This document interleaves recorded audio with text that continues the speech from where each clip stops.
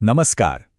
ક્યારે એવું વિચાર આવ્યો છે કે માની લો કે ખુદ ભારત સરકાર જ કોઈ કાનૂની મુશ્કેલીમાં ફસાઈ જાય તો એમનો કેસ કોણ લડે? સરકારને કોણ બચાવે? આખરે એ કોણ છે જે સરકારના સૌથી મોટા, સૌથી મુખ્ય કાનૂની સલાહકાર છે? તો ચાલો આજે આપણે ભારતના બંધારણના એક ખૂબ જ દમદાર પદ એટર્ની જનરલ વિશે ઊંડાણમાં સમજીએ. તો આ સવાલનો જવાબ છે ભારતના એટર્ની જનરલ. હા, એ જ વ્યક્તિ. એ દેશના સર્વોચ્ચ કાયદા અધિકારી છે. એમ કહી શકાય કે એ સરકારના કાનૂની માર્ગદર્શક પણ છે અને જરૂર પડીએ એમના રક્ષક પણ. સારું, તો આ પદને બરાબર સમજવા માટે આપણે શું જાણીશું? સૌથી પહેલાં તો એ રાષ્ટ્રના સર્વોચ્ચ કાયદા અધિકારી તરીકે શું કામ કરે છે, પછી એમની નિમણૂક કેવી રીતે થાય છે અને એમનામાં શું લાયકાત હોવી જોઈએ. ત્રીજું, એમની પાસે કઈ ખાસ શક્તિઓ અને વિશેષાધિકારો છે. ચોથું, એમના કામ પર કઈ મર્યાદાઓ છે. અને છેલ્લે આપણે કેટલાક એવા ખાસ એટર્ની જનરલને પણ યાદ કરીશું જેમણે આ પદ શોભાવ્યું છે.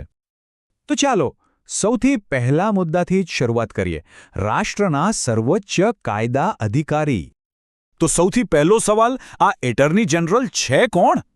સીધા શબ્દોમાં કહીએ તો એ દેશના હાઈએસ્ટ લો ઓફિસર એટલે કે સર્વોચ્ચ કાયદા અધિકારી છે. અને જુઓ, આ ખાલી એક નામ કે પદવી નથી.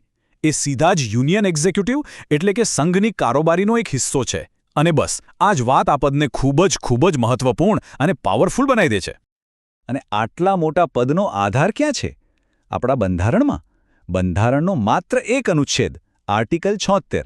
બસ આ એક જ આર્ટિકલમાં એમની નિમણૂકથી લઈને એમની ફરજો અને એમની સત્તાઓ બધું જ આવી જાય છે. ઓકે, તો હવે સવાલ એ થાય કે આટલા મોટા પદ પર કોને બેસાડવામાં આવે છે, એમની નિમણૂક કોણ કરે છે અને એમના માટે લાયકાત શું જોઈએ? જરા વિચારો કે આ પદ માટેની લાયકાત કેટલી ઊંચી હશે? એટર્ની જનરલ બનવા માટે એ વ્યક્તિમાં સુપ્રીમ કોર્ટના જજ બનવાની લાયકાત હોવી જોઈએ. વિચારો, સુપ્રીમ કોર્ટના જજ! આ કોઈ નાનીસૂની વાત બિલકુલ નથી. અને એમની નિમણૂક કોણ કરે છે? સીધા ભારતના રાષ્ટ્રપતિ. આનાથી જ આ પદની ગરિમા અને મહત્વનો અંદાજ આવી જાય છે. હવે અહીંયા એક બહુ જ રસપ્રદ વાત છે. એટર્ની જનરલનો કોઈ ફિક્સ કાર્યકાળ નથી હોતો, 5 વર્ષ કે 6 વર્ષ, એવું કંઈ નહીં. બંધારણ કહે છે કે તેઓ રાષ્ટ્રપતિની મરજી હોય ત્યાં સુધી હોદ્દો ધરાવે છે. આનો સીધો મતલબ શું થયો? કે જ્યારે સરકાર બદલાય ત્યારે એટર્ની જનરલ પણ સામાન્ય રીતે રાજીનામું આપી દે છે. કેમ? કારણ કે એમની નિમણૂક જ સરકારની સલાહ પર થઈ હોય છે. તો નવી સરકાર પોતાના નવા એટર્ની જનરલ લાવે છે. સારું, નિમણૂક અને લાયકાતની વાત તો થઈ ગઈ. હવે આવીએ સૌથી રસપ્રદ ભાગ પર. આ પદ સાથે કઈ શક્તિઓ અને વિશેષાધિકારો મળે છે? ચાલો એમની સુપર પાવર્સ પર એક નજર કરીએ. તો એમની મુખ્ય ફરજ શું?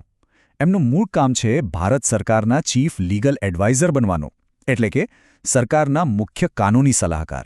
જ્યારે પણ રાષ્ટ્રપતિને લાગે કે કોઈ કાનૂની બાબત પર સલાહની જરૂર છે તો એ સીધા એટર્ની જનરલને જ પૂછે છે. એમની એક એવી શક્તિ છે જે ખરેખર અસાધારણ છે. એ છે રાઇટ ઓફ ઓડિયન્સ. આનો મતલબ એ છે કે એટર્ની જનરલને ભારતના કોઈ પણ કોર્ટમાં, સુપ્રીમ કોર્ટ હોય, હાઈકોર્ટ હોય કે પછી કોઈ ડિસ્ટ્રિક્ટ કોર્ટ, બધે જ સુનાવણીમાં હાજર રહેવાનો અને બોલવાનો અધિકાર છે. આખા દેશમાં બીજા કોઈ વકીલ પાસે આવો વિશેષાધિકાર નથી. હવે આવે છે એક બીજી ખાસ શક્તિ. અને આ શક્તિ બંધારણના અનુચ્છેદ 88માંથી આવે છે. જરા વિચારો, એટર્ની જનરલ સંસદના સભ્ય નથી. એ ચૂંટાઈને નથી આવતા. છતાં પણ આ અનુચ્છેદ એમને સંસદની કાર્યવાહીમાં ભાગ લેવાનો અને ત્યાં બોલવાનો પણ અધિકાર આપે છે. અને આટલું જ નહીં, અનુચ્છેદ 105(4) આ વાતને હજુ વધુ મજબૂત બનાવે છે. એ કહે છે કે એટર્ની જનરલને એ બધા જ વિશેષાધિકારો અને સુરક્ષા મળશે જે એક સંસદના સભ્યને મળે છે. આ કેમ જરૂરી છે? જેથી એ કોઈપણ જાતના ડર કે દબાણ વગર સંસદમાં સરકારનો પક્ષ મજબૂતીથી રજૂ કરી શકે. તો આ બધા વિશેષાધિકારોનો મતલબ શું થયો? ચાલો સમજીએ. એનો મતલબ કે એટર્ની જનરલ લોકસભા હોય કે રાજ્યસભા, બંને ગૃહોની ચર્ચામાં ભાગ લઈ શકે છે. કોઈ સંસદીય સમિતિના સભ્ય પણ બની શકે છે. પણ અહીં એક બહુ મોટો પણ છે. એ વોટ નથી કરી શકતા. બસ આ જ વાત બહુ મહત્વની છે. એમને મત આપવાનો અધિકાર નથી. આનાથી એ સરકાર અને સંસદ વચ્ચે એક અનોખી કડી બની જાય છે, જે કાનૂની સલાહ તો આપે છે પણ રાજકીય નિર્ણય પ્રક્રિયાથી અલગ રહે છે. તો આટલી બધી શક્તિઓ વિશે તો આપણે જાણ્યું, પણ કહેવાય છે ને કે દરેક શક્તિ સાથે કેટલીક મર્યાદાઓ પણ આવે છે. તો ચાલો હવે એ જોઈએ કે એટોર્ની જનરલના કામ પર કયા કયા પ્રતિબંધો લાગેલા છે. આ વાત જાણીને કદાચ થોડું આશ્ચર્ય થશે. દેશના સૌથી મોટા કાયદા અધિકારી હોવા છતાં એટોર્ની જનરલને સરકારી કર્મચારી ગણવામાં નથી આવતા. હા, એ ગવર્મેન્ટ સર્વન્ટ નથી, એમનો કોઈ ફિક્સ પગાર પણ નથી, એમને રાષ્ટ્રપતિ નક્કી કરે એ મુજબ મહેનતાણું મળે છે. અને સૌથી મોટી વાત, એ પોતાની પ્રાઇવેટ લીગલ પ્રેક્ટિસ પણ ચાલુ રાખી શકે છે. રસપ્રદ છે ને? પણ જો એ પ્રાઇવેટ પ્રેક્ટિસ કરી શકે તો શું હિતોનો ટકરાવ ન થાય? એના માટે જ કેટલાક કડક નિયમો બનાવ્યા છે. સૌથી પહેલો અને સ્પષ્ટ નિયમ, એ ક્યારેય ભારત સરકાર વિરુદ્ધ કોઈને સલાહ ન આપી શકે કે એમની વિરુદ્ધ કેસ ન લડી શકે. બીજું, સરકારની પરવાનગી વગર એ કોઈ ફોજદારી કેસમાં આરોપીનો બચાવ પણ ન કરી શકે. આ બધી મર્યાદાઓ એટલા માટે છે જેથી એ સુનિશ્ચિત કરી શકાય કે એમની પહેલી અને મુખ્ય નિષ્ઠા હંમેશા ભારત સરકાર પ્રત્યે જ રહે. તો ચાલો હવે આપણે કેટલાક એવા દિગ્ગજ કાયદાવિદોને યાદ કરીએ જેમણે ભારતના એટર્ની જનરલ તરીકે આ ગૌરવપૂર્ણ પદ સંભાળ્યું છે. ભારતના સૌથી પહેલા એટોર્ની જનરલ M.C. સેતલવાડ હતા અને એમણે એક રેકોર્ડ બનાવ્યો હતો.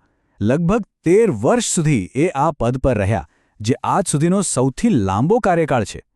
બીજી બાજુ ખૂબ જ જાણીતા કાયદાવિદ સોલી સોરાબજીનો કાર્યકાળ સૌથી ટૂંકા કાર્યકાળમાંનો એક હતો. અને અત્યારે વર્તમાનમાં આ મહત્વની જવાબદારી આર વેંકટરામાણી સંભાળી રહ્યા છે. તો આ આખી ચર્ચા પરથી આપણે શું સમજ્યા? એટર્ની જનરલની ભૂમિકા ખરેખર એક ખૂબ જ નાજુક સંતુલન પર ટકેલી છે. એક તરફ એ સરકારના મુખ્ય સલાહકાર છે, તો બીજી તરફ એ એક સ્વતંત્ર કાનૂની વ્યવસાયિક પણ છે. એમ કહી શકાય કે એ સરકારની અંદર હોવા છતાં પણ થોડા બહાર છે. એક અનોખું બંધારણીય સંતુલન. અને જતાં જતાં એક સવાલ સાથે આ વાત પૂરી કરીએ.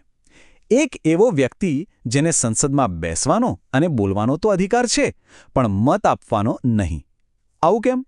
આપણા જેવી બંધારણીય લોકશાહી માટે આ પ્રકારનું સંતુલન શા માટે આટલું બધું જરૂરી છે? આ સવાલ પર જરૂર વિચારવા જેવું છે.